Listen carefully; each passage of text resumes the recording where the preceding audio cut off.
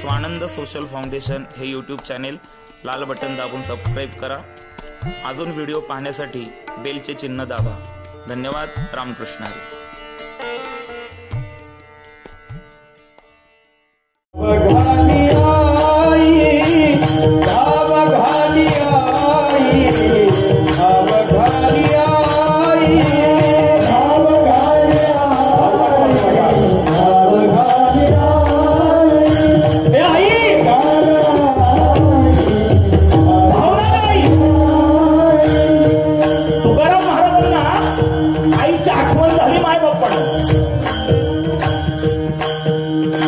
आई निघून गेली, बाप निघून गेलाय।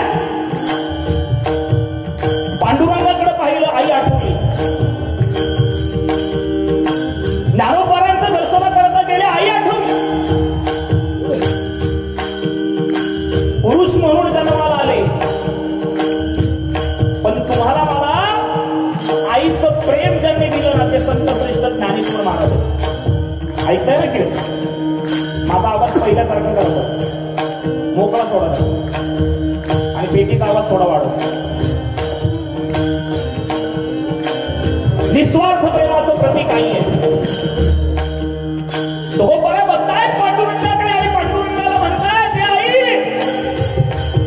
धाव ना गाई, आई धाव। देवाला पाहिला देवळात जाऊ नका। आपली आई म्हणजे आपल्यासाठी देव आहे।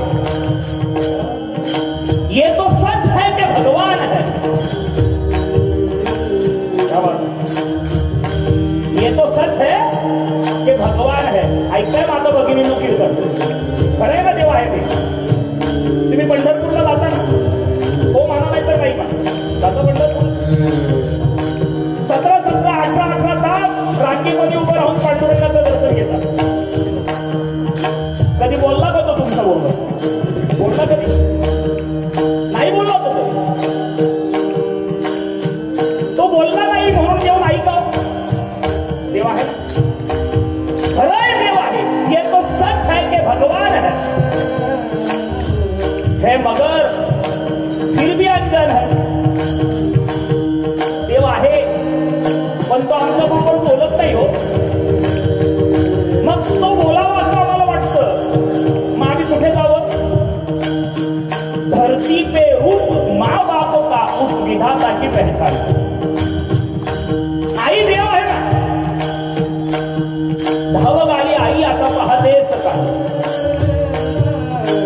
आता पाहतेस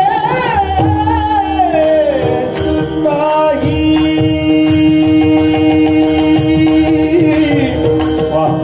आता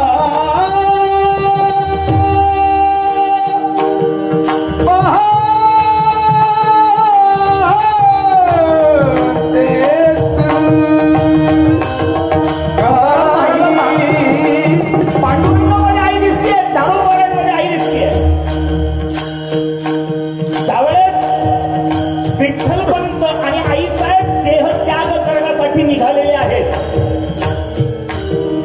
निवृत्ती ज्ञाना सोपाना मुक्ता। वा वैभव क्या बात है।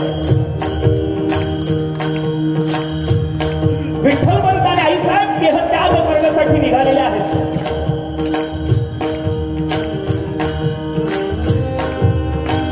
विठ्ठलपंत आणि आईसाहेब देह त्याग करण्यासाठी निघालेले 4 लेकरं झोपडीत झोपलेली आहे। माझ्या शब्दांकडे लक्ष द्या। निवृत्ती झोपलाय, ज्ञाना झोपलाय, सोपाना झोपलाय, मुक्ता झोपली आहे।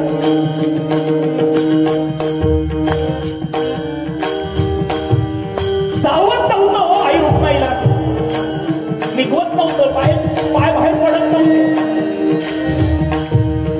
विठ्ठलपंतांनी सांगितलं, रुक्मिणी चल आपल्याला जायचंय।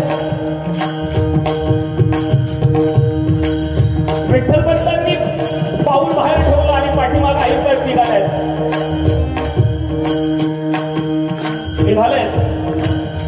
चालता चालता आईसाहेब थांबल्या।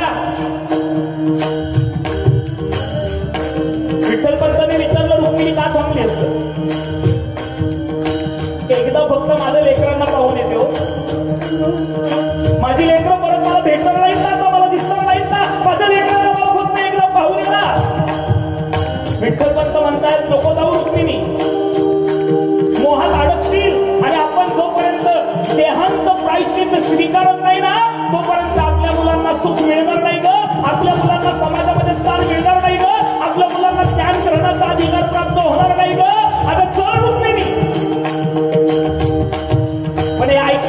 तिथं रुक्मिणी माता नव्हत्या. रुक्मिणी माता आतमध्ये जाऊन निवृत्ती झोपला होता तिथं बसल्या. निवृत्तीच्या डोक्यावरून तोंडावरून हात फिरवला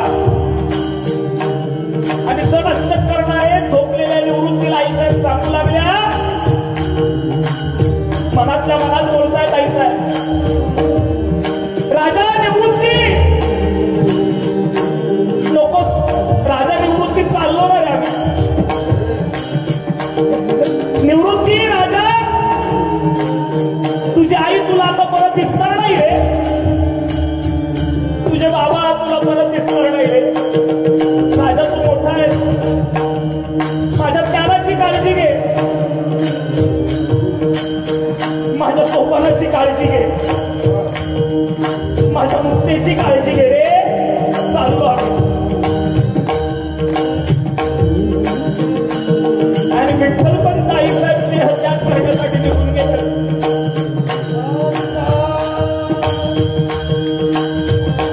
दुसऱ्या दिवसाची पहाट उजाडली. निवृत्ती ज्ञाना सोपानं यांना कळलं की आपल्या आई बाबा आपल्याला काय उत्तर सोडून दिले, पण मुक्ताईला काय उत्तर द्यायचं. त्याच्यात मुक्ताई उठली. 4 वर्षाची मुक्ता उठली हो. गौरी बावरी झाली होती, कारण की आई जवळ नव्हती. उठली, लुटू लुटू पावलाने चालत झोपडीच्या बाहेर आली. बाहेर येऊन पाहते तर आई नाही, बाबा नाही. आता मुक्ता रडायला लागली आणि रडता रडता आतमध्ये आली आणि ज्ञानोबारांच्या जवळ उभं राहून विचारलं, हे ज्ञानदादा, हे ज्ञानदादा, आई कुठे गेली रे ज्ञानदादा. हे ज्ञानदादा आई कुठे गेली सांगणारे, ज्ञानदादा बाबा कुठे गेले सांगणारे.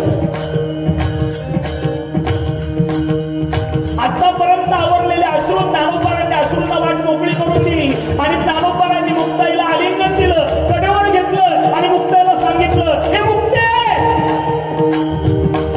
आपली आई आपल्याला कायमचं सोडून गेली ग, आपल्याला कायमचं सोडून गेली.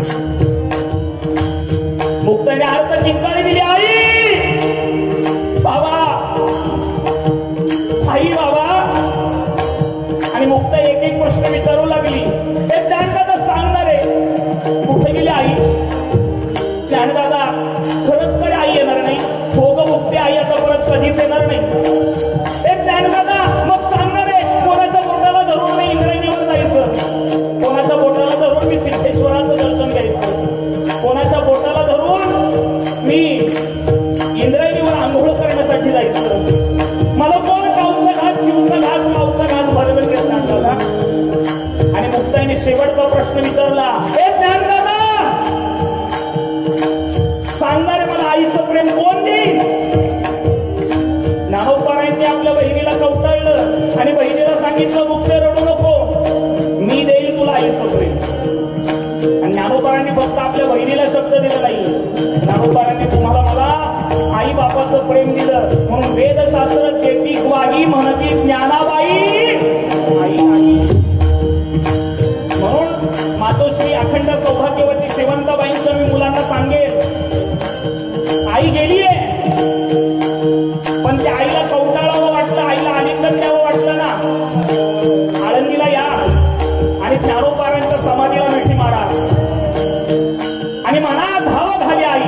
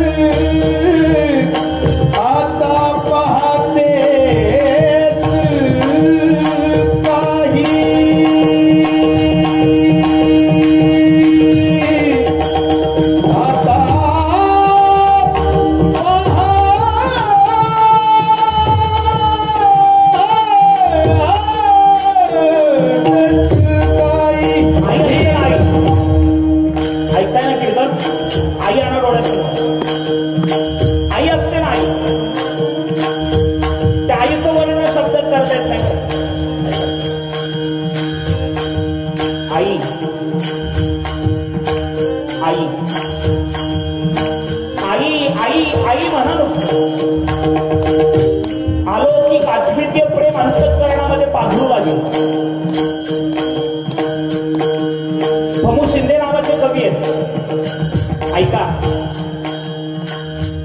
फार सुंदर सांगतात हा. त्यांची कविता आहे, आई आई एक नाव असते, घरातल्या घरात गजबजलेलं गाव असते.